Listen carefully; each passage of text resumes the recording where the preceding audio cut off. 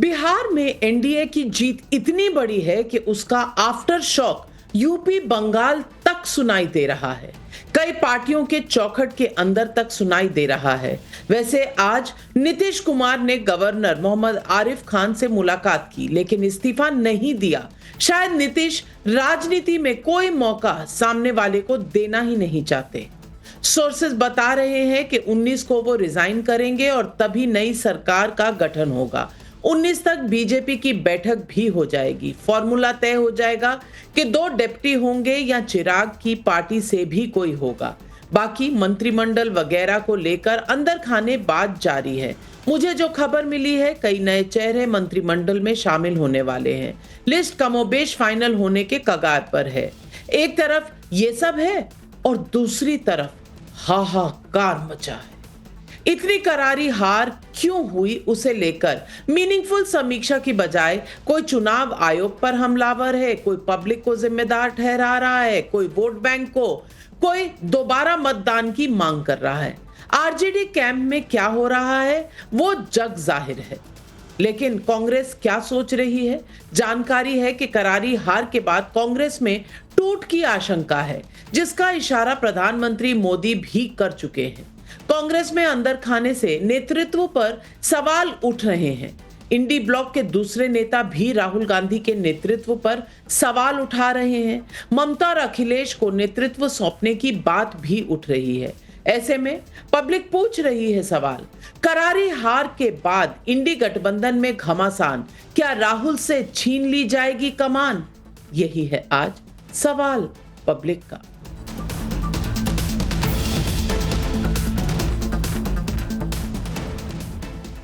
राहुल गांधी के नेतृत्व में कांग्रेस 95 चुनाव हार चुकी है। हर बार हार की एक नई वजह ढूंढ ली जाती है। इस बार चुनाव आयोग है, पिछली बार ईवीएम था। आरोप है कि लेवल प्लेइंग फील्ड नहीं मिला। एसआईआर, वोट चोरी और ईवीएम, इसे हार की डिफैक्टो सेटिंग बना दिया गया है। भाई, एक बार, 2 बार, 3 बार इस वजह से हार हो सकती है, लेकिन बार बार अगर हारते जा रहे हैं तो फिर तो बात कुछ और ही है। बाकी चीजें तो दूर, कांग्रेस हार की सही से समीक्षा भी नहीं कर पा रही। इसके बजाय जनता को जिम्मेदार बता रही है। कांग्रेस के बड़े नेता पी चिदम्बरम हार के लिए जनता को जिम्मेदार ठहरा रहे हैं, तो राहुल गांधी के जीजाजी रॉबर्ट वाड्रा हार के लिए चुनाव आयोग पर ठीकरा फोड़ रहे हैं और फिर से चुनाव कराने की मांग कर रहे हैं। सुनिए रॉबर्ट वाड्रा क्या कह रहे हैं। बिहार की जनता असल में खुश नहीं है। जो हुआ है बिल्कुल वो ईसी के वजह से हुआ है। ईसी ने मदद की है और ऐसे जो ये रिजल्ट आए, कोई भी उसमें सहमत नहीं है। और राहुल जी कल सब लोग उसके साथ मिल रहे हैं। जितने भी जवान युवक हैं सब उनके साथ जुड़ेंगे और आंदोलन करेंगे कि डेमोक्रेसी होनी चाहिए। ये कोई चुनाव ढंग का नहीं था और दोबारा चुनाव होने चाहिए वहाँ। फिर आपको दिखेगा बिल्कुल रिजल्ट पलटेगा। नेतृत्व के लेवल पर कुछ और जो जमीन पर काम कर रहा है वो कुछ और ही कह रहा है। राहुल गांधी, पी चिदम्बरम, रॉबर्ट वाड्रा जैसी टॉप लीडरशिप को कांग्रेस के बिहार के पूर्व अध्यक्ष अखिलेश सिंह ही आईना दिखा रहे हैं। वो सीधे सीधे अपनी पार्टी के नेताओं, गलत और देर से सीट शेयरिंग, इसके अलावा फ्रेंडली फाइट पर सवाल उठा रहे हैं। अभी अभी कांग्रेस छोड़कर निकल चुके शकील अहमद भी ऐसे ही आरोप लगा रहे हैं और अब तो मोदी विरोधी गठबंधन में शामिल ममता और अखिलेश की पार्टी भी खुलकर कह रही हैं कि वजह क्या है भाई, सुनिए। तो नुकसान हुआ ही है। फ्रेंडली फाइट का कोई जगह नहीं होना चाहिए। और इसमें इधर से संजय यादव जी और मेरे यहाँ जो प्रभारी थे कृष्णा अलावरू जी, तो यही लोग बता सकते हैं क्यों ऐसा हुआ। कुछ दल ऐसे हैं इंडिया गठबंधन में जिनको सिर्फ एक बात की चिंता है, हाउ मच सीट, उनके खाते में कितनी सीटें आ रही हैं। पता नहीं क्यों, पता नहीं क्या सीटें बेचने का भी ठेका ले रखा है क्या उनके लोगों ने, जो ज्यादा सीटें लड़के सीट बेच के अपना जेब भरना चाहते हैं। राहुल जी के अपॉइंट किए हुए कुछ लोग यहाँ आए और उन्होंने एक तरह से हम मुझको ही नहीं, ऑलमोस्ट सभी सीनियर लीडर्स को ह्यूमिलिएट किया। कोई बात नहीं, कोई डायलॉग नहीं, कोई किसी इस पर ये नहीं, ऐसे लोगों को टिकट दिया जिनके बारे में तो कांग्रेस वालों ने प्रेस कॉन्फ्रेंस करके, जिसमें एमएलए भी हमारे बैठे हैं, और उन्होंने कहा है कि पैसा लेके टिकट दिया गया है और नाम लेके कहा है।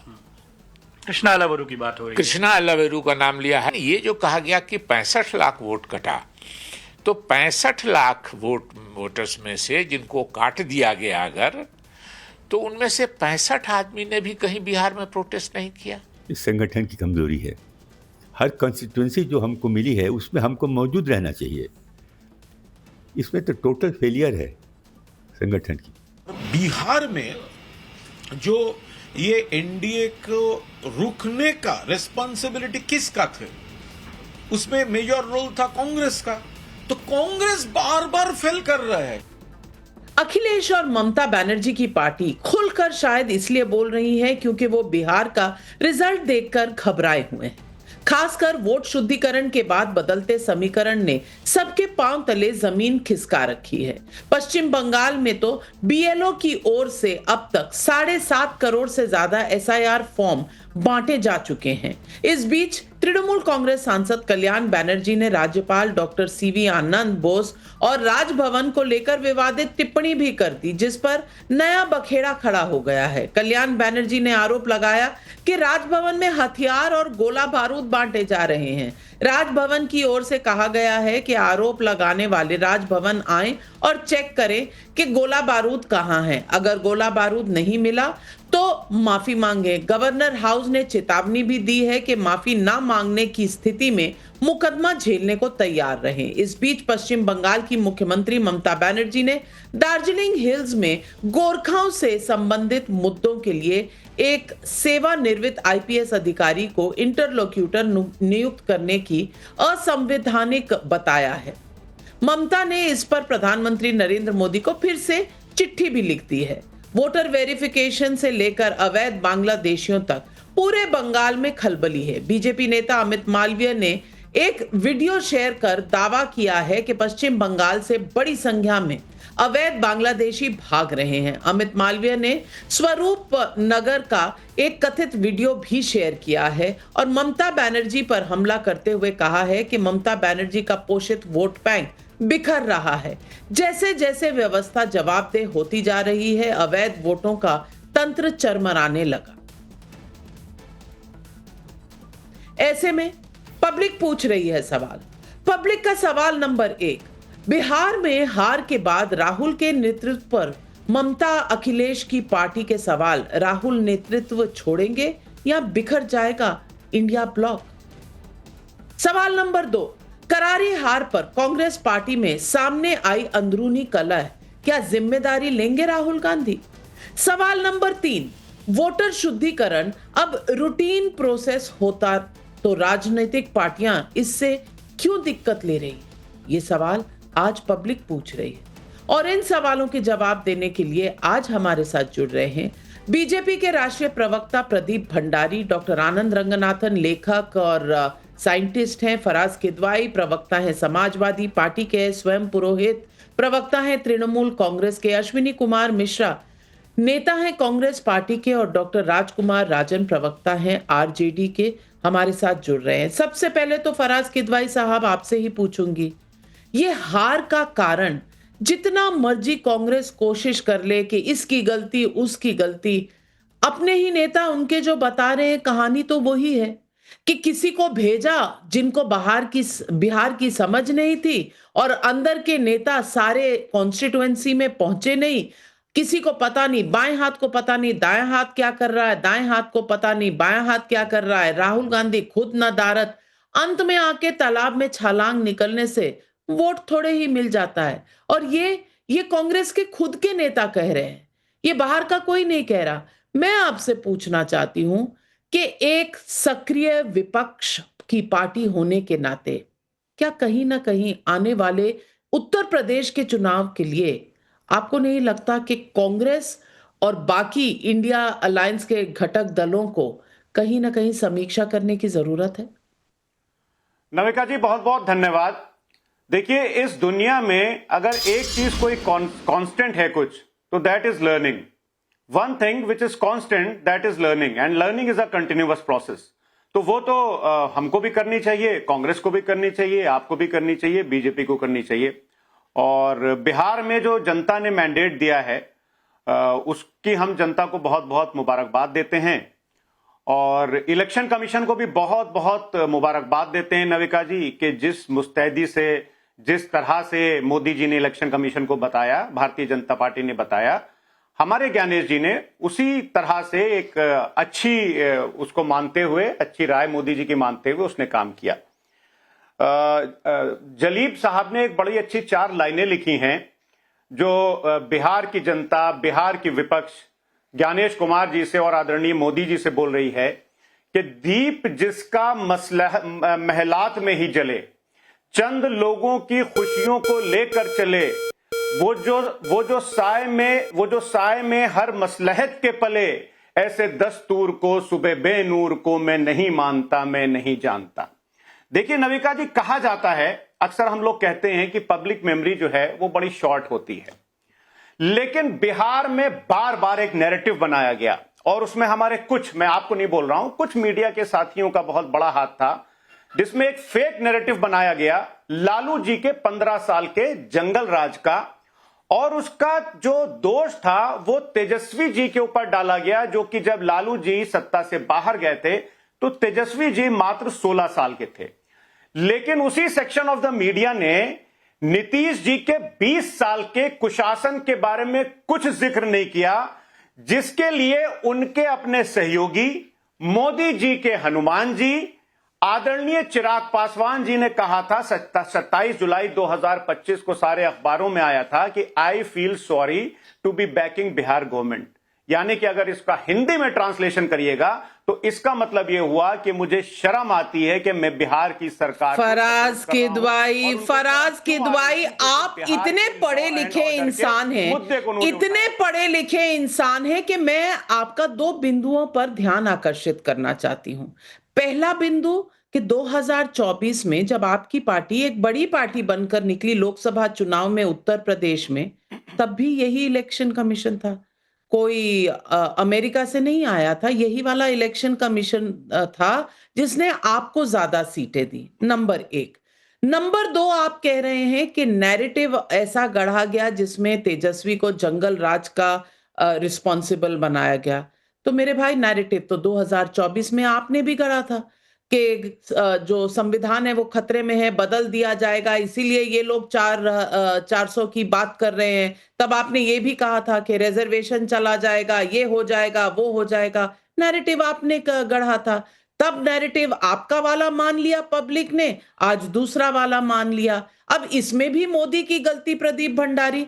ये हर बात पर और हर मुद्दे के लिए मोदी क्यों जिम्मेदार हो जाते हैं, मेरी समझ में ये नहीं आता। क्योंकि जब तक विपक्ष डिनायल में रहेगा, अपनी गलतियां ही नहीं समझेगा, तब तक क्या ये यूं ही करारी हार आती रहेगी हाथ में। नविका जी, एक जेनजी की टर्म है, डेलुलू इज दी ओनली सोलुलू। इन लोगों के डिल्यूजन में रहना और इसी पूरे के पूरे मुंगेरी लाल के हसीन सपने में रहना हमारे लिए तो बहुत अच्छी बात है, क्योंकि ऐसे ही चलता रहा तो राहुल गांधी आज 95 चुनाव आ रहे हैं, 195 चुनाव हारेंगे। आज कांग्रेस की स्थिति एक गाड़ी की तस्वीर दिखा रही है, इस गाड़ी में जितने लोग बैठ सकते हैं वो ज्यादा है कंपेयर टू कांग्रेस की कितनी सीटें आई हैं। आपके पैनल में भी नविका जी, जितने लोग वोटिंग डे और काउंटिंग डे पे बैठे थे उनकी संख्या ज्यादा थी जितनी सीट बिहार की जनता ने कांग्रेस पार्टी को दी है। तो आज बिहार के करोड़ों जनता ने बता दिया कांग्रेस पार्टी की स्थिति क्या है। मैं आपसे एक बड़ी बात कहना चाहता हूं, 2010 के अंदर भारतीय जनता पार्टी का स्ट्राइक रेट 90% था नविका जी, अभी 88% है। तब कांग्रेस पार्टी की सरकार थी केंद्र के अंदर, तब हम कैसे लेके आ गए। 1984 के अंदर राजीव गांधी का लोकसभा में 80% स्ट्राइक रेट था, तब कैसे हो गया। सिक्किम के अंदर 32 में से 32 सीट्स 2009 के अंदर सिक्किम डेमोक्रेटिक फ्रंट लेके आई, तब कैसे हो गया। दरअसल जीजाजी रॉबर्ट वाड्रा, जो कांग्रेस पार्टी के जीजाजी, उन्होंने बिल्कुल सही बात की है।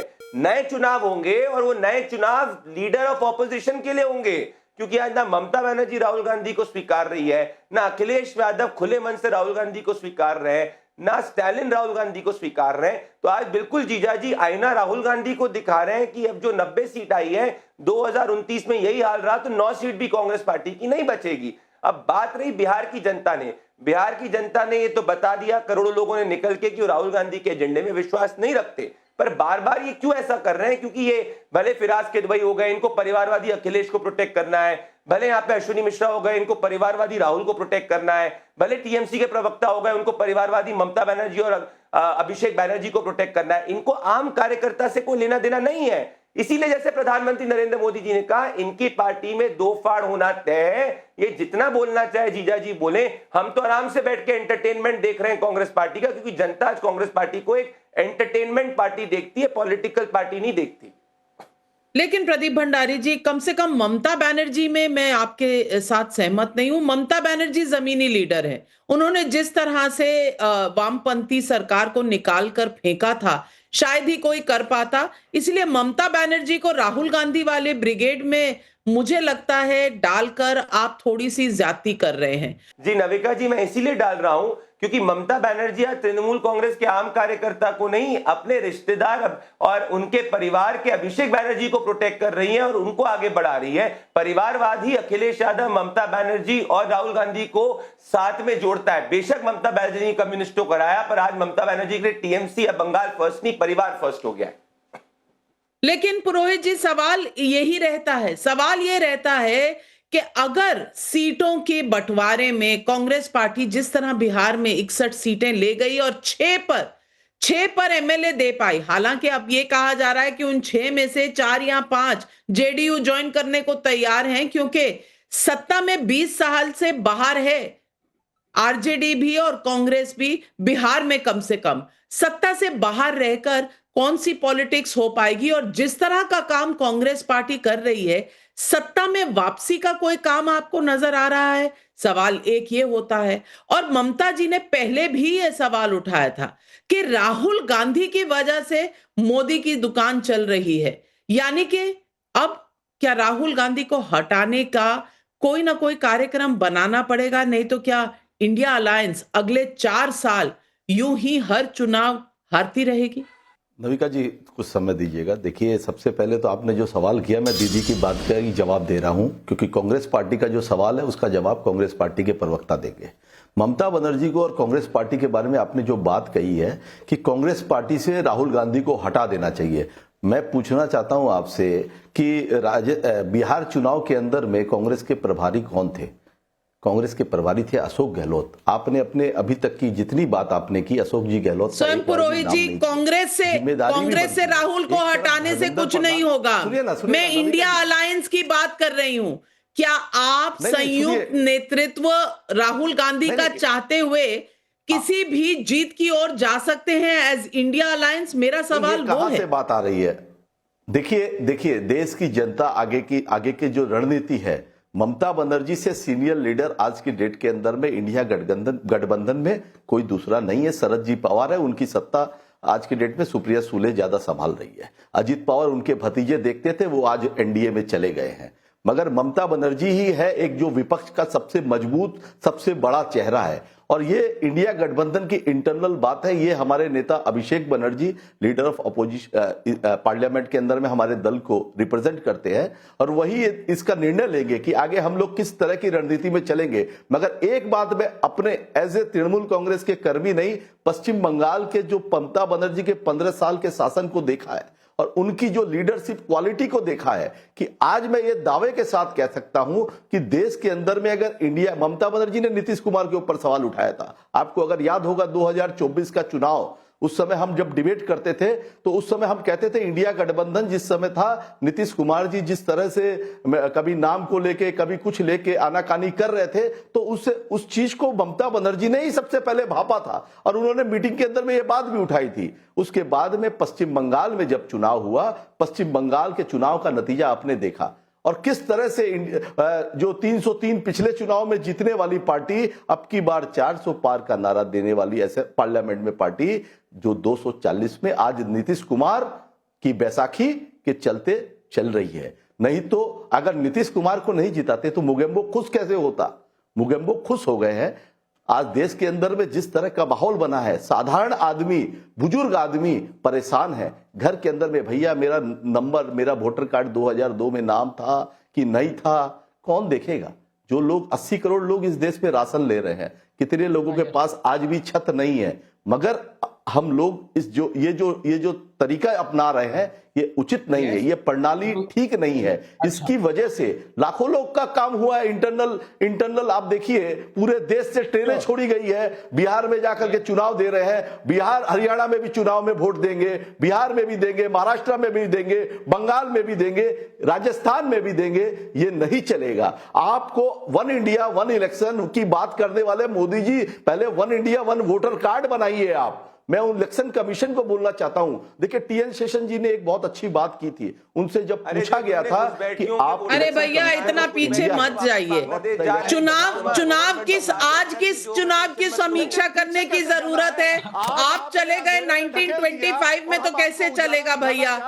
अरे इससे पहले तो अखंड भारत भी हुआ करता था। अब उसकी बात करके फायदा क्या है? लेकिन आनंद रंगनाथन, आप हंस रहे हैं। आप हंस रहे हैं या मान रहे हैं कहीं ना कहीं ये जो 243 में से 202 वोट आ गए हैं, एमएलए आ गए हैं बीजेपी के और एनडीए के, कहीं ना कहीं अब सिरा ढूंढ रहे हैं सारे विपक्षी दल कि ये पूरा जो एकदम गोलमोल, इनको समझ नहीं आ रहा है मुद्दे क्या हैं। योगेंद्र यादव कल तक कहते थे कि इलेक्शन कमीशन की वजह से, आज कह रहे हैं चुनाव के बाद के वोट चोरी का भी बड़ा मुद्दा ही नहीं था। इस पूरे खेमे में इतनी हलचल और इतनी टूट मच चुकी है, पार्टी में मच चुकी है, परिवार में मच चुकी है और अलायंस में मच चुकी है। अब भी इनको नजर नहीं आ रहा कि दिक्कत क्या है।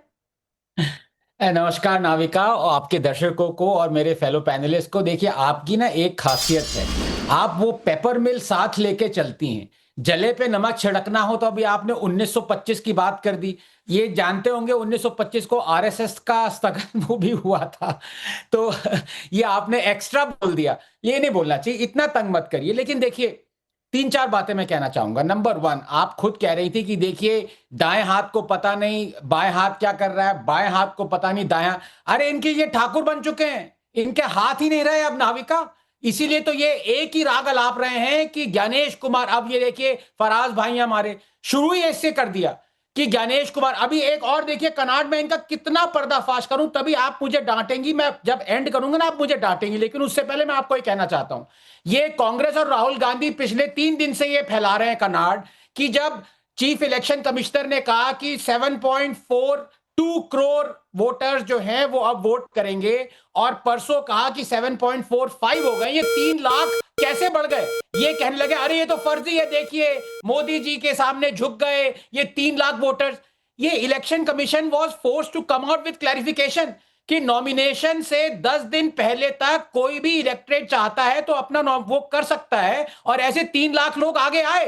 10 अक्टूबर वाज फर्स्ट फेज का नॉमिनेशन, 17 अक्टूबर सेकंड। तो ना सर ना इनके हाथ नहीं है, ना सर ना पैर है, जो मन में आता है वो एलिगेशन लगा के 2-3 दिन तक फैलाते हैं कि करप्शन फैल गया है। अब ये 3 लाख इससे आए, लेकिन जब तक अब ये क्लैरिफाई मैं कर रहा हूं, ना ये बीजेपी ने किया, ना ये प्रेस कॉन्फ्रेंस हुई उस पे किया, ये अब 10-15 दिन और चलेगा। यूट्यूबर इसको फैलाएंगे, सारे लोग इधर फर्जी लोग फैलाएंगे। लेकिन मैं ये एक बात में मैं ज्ञानेश कुमार जी को दोष दूंगा, जो इन्होंने लालू जी के परिवार में जो वोटर कार्ड नहीं दिए हैं, जो इलेक्शन नहीं हो पाए, पूरी फैमिली तितर बितर हो गई है।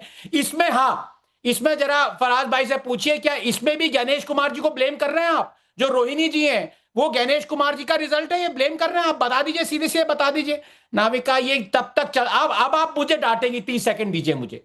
ये मैंने 3 महीने पहले कहा था, ये तब तक चलता रहेगा जब तक ज्ञानेश कुमार जी अपनी स्पाइन पे, रीढ़ की हड्डी पे खड़े नहीं होंगे और राहुल गांधी को सू नहीं करेंगे कोर्ट में। लेकिन किसी को कोर्ट ले जाने से कोई सुधर जाएगा इसकी कोई गारंटी नहीं है आनंद रंगनाथन जी, ये भी मैं आपको बता दूं। पर हाँ, आपने सवाल ठीक हो रहा है फराज भाई। अब लालू परिवार में तो इलेक्शन कमीशन नहीं जा सकता ना। अगर वहां पर भी सवाल उठ रहे हैं कि भाई चाणक्य कहां है, क्या हुआ, तो इसका मतलब अंदर खाने कहीं ना कहीं पता है कि गलतियां स्वयं से हुई होंगी।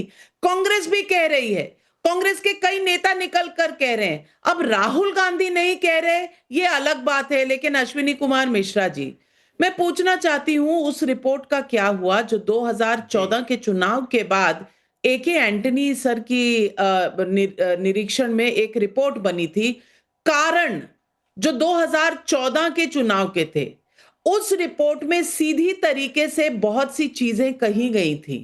आज तक उस रिपोर्ट को कहां दबा दिया कांग्रेस पार्टी ने, किसी और को कोई फर्क नहीं पड़ता, पर फर्क जो कांग्रेस पार्टी को पड़ रहा है वो दिख रहा है। 95 चुनाव हारना पिछले 10-11 साल में अपने आप में गिनेस वर्ल्ड बुक रिकॉर्ड है। मैं पूछना चाहती हूं कि हर बार दोबारा चुनाव कराएंगे जैसे जीजा जी बोल रहे हैं, या फिर पार्टी में कुछ ना कुछ करने की आपको जरूरत नजर आएगी और उस पर कुछ आप करेंगे? ये आज जनता आपसे पूछ रही। Navika ji, good evening to your viewers and fellow panelist. पहले तो मैं दो बातों पे आपको फैक्ट चेक कर दूं। एक तो आपने बोला कि अखिलेश जी जब 2024 में चुनाव जीतते हैं तब वोट चोरी या ईवीएम पे सवाल नहीं उठाते। ये अखिलेश जी का स्टेटमेंट है। अखिलेश जी ने बोला है कि चाहे हम 80 की 80 सीट जीत जाएं, फिर भी हम ईवीएम की निष्पक्षता पर सवाल उठाते रहेंगे। ईवीएम निष्पक्ष नहीं, अखिलेश जी ने बोला हुआ है। रही बात, आप बार बार कह रहे हैं राहुल गांधी जी बिहार चुनाव से नदारद रहे। राहुल गांधी जी ने लगातार 15 दिन वोटर अधिकार यात्रा की और उसके बाद मोदी जी से ज्यादा रैलियां की बिहार में। की बात आई थी 2018 अब बोल लेने दो, आपको इतना सुना है भंडारी जी, बोल लेने दो। मैं नाविका जी से बात कर रहा हूं। अगर आपको यही करना है नाविका जी, फिर क्या ही मतलब है। अब आते हैं नाविका जी, आपका रिवीजन करा देते हैं कि जो वोट चोरी की हम बात कर रहे हैं वो वोट चोरी हुई थोड़ा कैसे? सा आपको भी फैक्ट चेक कर दूं अश्विनी जी, थोड़ा सा। मैंने ऐसा नहीं कहा कि मैंने ऐसा नहीं कहा कि अखिलेश जी ने कोई ऑब्जेक्शन नहीं किया। मैंने कहा 2024 में भी यही इलेक्शन कमीशन था, आपकी ज्यादा सीटें आई थी, अब भी वही इलेक्शन कमीशन है, क्यों सवाल उठाते हैं? अरे भाई, अग्रसर होइए पथ पर जहां जीते हो, काम करना पड़ता है उसके लिए रोने से नहीं चलता ना। नाविका जी, मैं अपनी बात पूरी कर लूं नाविका जी, मैं अपनी बात पूरी कर लूं। मैं इस दर्शकों के विवेक पे छोड़ता हूं कि आपने क्या कहा और मैंने क्या कहा, उसकी सत्यता की वो खुद जांच कर लें। रही बात वोट चोरी की, वोट चोरी जो ब्रॉड डे लाइट में हुई है, आप देखिए 44 लाख वोट का डिफरेंस है एनडीए वर्सेस इंडिया में, और लगभग 90 लाख वोटों की हेराफेरी हुई एसआईआर के माध्यम से। करीब 68-69 लाख वोट काटे गए और 21-22 लाख वोट जोड़े गए। तो आप देख सकते हैं डिफरेंस कितना है। जीविका दीदी जिनके खाते में 10-10 हजार रुपए गए, उनको चुनाव की ड्यूटी में लगाया गया। पूरा एसआईआर का प्रोपोगंडा था, घुसपैठिए। एक्चुअली घुसपैठिए थे, वो घुसपैठिए जो बाहर से वोटर बना करके बिहार में वोट डालने के लिए भारतीय जनता लेके आई। मोदी जी उन घुसपैठियों की बात कर रहे थे। और नाविका जी, बस लास्ट बात 10 सेकंड में खत्म कर रहा हूं। मुझे बड़ी चिंता होती है, आपने कहा कि चुनाव बार बार चुनाव कराएंगे, रीचुनाव कराएंगे। थोड़ा समय दीजिए, चुनाव होगा ही नहीं। ये चुनाव भी प्रक्रिया खत्म हो जाएगी। जब खत्म हो जाएगी तो अरे भैया, यहाँ बैठकर रोने से अच्छा है शकील अहमद की बात सुन ले। शकील अहमद जी पुराने नेता है बिहार के कांग्रेस पार्टी के, उनकी बात सुनी कि नहीं? अगर 65 लाख लोगों के वोट कट गए थे तो 65 लोग भी क्यों नहीं आए? और शकील अहमद कहीं से बीजेपी के हमदर्द बन गए, ये तो कोई नहीं मानेगा। उनकी बात सुन लीजिए, निखिल कुमार की सुन लीजिए, अखिलेश सिंह की सुन लीजिए। अगर नहीं सुनना तो ये तो उस वक्त भी कहा गया था जब आपने अल्लावरू या जो भी आपने बनाया था इंचार्ज बिहार का, जब वो गए थे ना, तभी लोग ये कह रहे थे कि अरे भाई सीटें बेचने का काम हो रहा है। और ये हम नहीं कह रहे थे, तब भी कांग्रेस के ही लोग कह रहे थे। आपकी कान तक उनकी आवाज पहुंचती नहीं। दिक्कत इस बात की है अश्विनी जी, दोनों आना चाह रहे हैं, आनंद रंगनाथन भी, प्रदीप भंडारी में। इससे पहले कि मैं आरजेडी के प्रवक्ता के पास जाऊं, आनंद रंगनाथन। हाँ, देखिए नाविका, ये भी आप ना अंदर से ही दयालु हैं, पता नहीं समझ में नहीं आता, या तो हर पंजाबी ऐसे है। आपने अश्विनी जी को, मैं आपको वार्न कर रहा था, आपने बिना इनसे माफी मंगवाए इनको जाने दिया। इनसे ये सबसे ज्यादा ये फैला रहे हैं 3 लाख एक्स्ट्रा कैसे कर दिया ज्ञानेश कुमार ने, इनसे माफी मंगवाइए। नॉमिनेशन से 10 दिन पहले तक इलेक्टोरल जो भी है आपने एडिशन करवा सकता है वोटर, ये था रीजन 3 लाख का। इनसे माफी मंगवाइए अभी, वरना ये फैलाते रहेंगे कनाडिये 3 पता नहीं कितने महीनों तक। जब तक ये आप अश्विनी नहीं से जी, एक और सवाल पूछना चाहता हूं। कोई ऑब्जेक्शन नहीं आया, अश्विनी जी, कोई सुनिए एक ऑब्जेक्शन मिनट। नहीं आया, जीरो कंप्लेन आई है। जीरो कंप्लेन का कॉन्सेप्ट क्या है? अगर 3 लाख वोट अश्विनी जी, आपने मैं ऐसे आपको जोड़ इंटरप्ट नहीं दिए, कर रहा इसका था। मतलब 10 दिन में अगर 3 अश्विनी लाख जी, लोगों ने देखिए, अपने प्लीज। वोट जुड़वाए हैं, तो मेरी बात अगर सुनिए। समय दिया जाता तो और लोग भी जुड़वाते कि नहीं जुड़वाते? आनंद जी, आप अश्विनी कैसा जी, प्लीज, सिलेक्टिव, ये बहुत गलत बात है। सिलेक्टिव एमनीशिया रखते हैं आनंद जी। नहीं, आधा देखिए, मेरी information बात देते सुनिए। हैं। मेरी बात सुनिए, सिलेक्टिव आप देखिए, एमनीसिया किस तरह- आनंद जी का नहीं है, जी, जी, आप आपका फैला है, लीजिए, थोड़ा क्योंकि झूठ आप भी जनता हमें पूछ माल रही है की तरफ फैला सवाल। लीजिए। राजकुमार अवस्थी वाराणसी से पूछ रहे हैं, राहुल गांधी हार का ठीकरा चुनाव आयोग पर फोड़ रहे हैं, लेकिन उनके पार्टी के अंदर से ही उनको आईना दिखाया जा रहा है। जिम्मेदारी से कब तक भागेंगे राहुल गांधी? सुधीर शर्मा कैथल हरियाणा से पूछ रहे हैं, करारी हार के बाद तृणमूल कांग्रेस ममता को कमान सौंपने की बात कर रही, समाजवादी पार्टी अखिलेश को, क्या इंडिया ब्लॉक में मौका खोजा जा रहा है? राहुल बोस कोलकाता से पूछ रहे हैं, पश्चिम बंगाल से बांग्लादेशी घुसपैठिए भाग रहे हैं, क्या ममता बनर्जी को वोट बैंक खिसकने का डर सता रहा है? सुबोध कुमार रांची झारखंड से पूछ रहे हैं, इतनी बड़ी करारी हार के बाद क्या राहुल गांधी और तेजस्वी जिम्मेदारी लेंगे? अरे कहां लेंगे भाई, तेजस्वी जी को तो फिर नेता घोषित कर दिया गया है। ये बात और है कि परिवार में क्या चल रहा है जग जाहिर है वो। लेकिन आपसे पूछूंगी राजकुमार राजन जी, एक लाइन में अगर पूछूं तो क्या हार की कोई भी समीक्षा की है किसी ने आरजेडी के अंदर? कोई कारण तो होगा, कारण सोचा है, क्या कारण रहा होगा? नाविका जी, देखिए, हम समीक्षा कर रहे हैं, जल्द ही हम समीक्षा के तौर पर सारी बात की चर्चाएं आपसे करेंगे। लेकिन बुनियादी तौर पर जो एक चीज लगता है, देखिए, चुनाव आयोग जो विश्वसनीयता है, जो निष्पक्षता होनी चाहिए, जो आचार संहिता के नियम होते हैं, उसका उल्लंघन तो हुआ है। वह किस रूप में हुआ है? जब चुनाव की तिथि घोषित हो गई, उन घोषणाओं के बीच में, देखिए, जिस दिन चुनाव की घोषणा हुई है, ठीक एक दिन पहले महिलाओं के सशक्तिकरण के नाम पर बिहार सरकार ने एक निर्णय लिया और 10-10 हजार रुपये हर महिला को, जीविका दीदी को देने की बात की गई। लेकिन बुनियादी तौर पर आप देखें, चुनाव से 20 सालों तक इनको, जीविका दीदी को आत्मनिर्भर करने की बात नहीं आई, महिला सशक्तिकरण की बात करने की घोषणाएं नहीं हुई। अचानक से जब चुनाव की तिथि एक दिन बाद घोषित होनी है, उस दिन उन्होंने निर्णय लिया कि महिला को सशक्तिकरण के नाम पर हमें 10-10 हजार रुपया देने हैं। इससे भी दुर्लभतम घटना यह हुई कि वह रुपये जो दिए गए वह सीरीज वे में दिया गया। हर शुक्रवार को 10-10 रुपया दिए जाते थे। वह जो है वह अचानक नहीं, कभी 10 लाख महिलाओं को, कभी 20 लाख महिलाओं को, इस तरह से सीरीज वे में दिया गया, जिससे महिलाएं आशान्वित हो, बिहार की महिलाएं, कि आने वाले समय में चुनाव के बाद ही मुझे मिलेगा।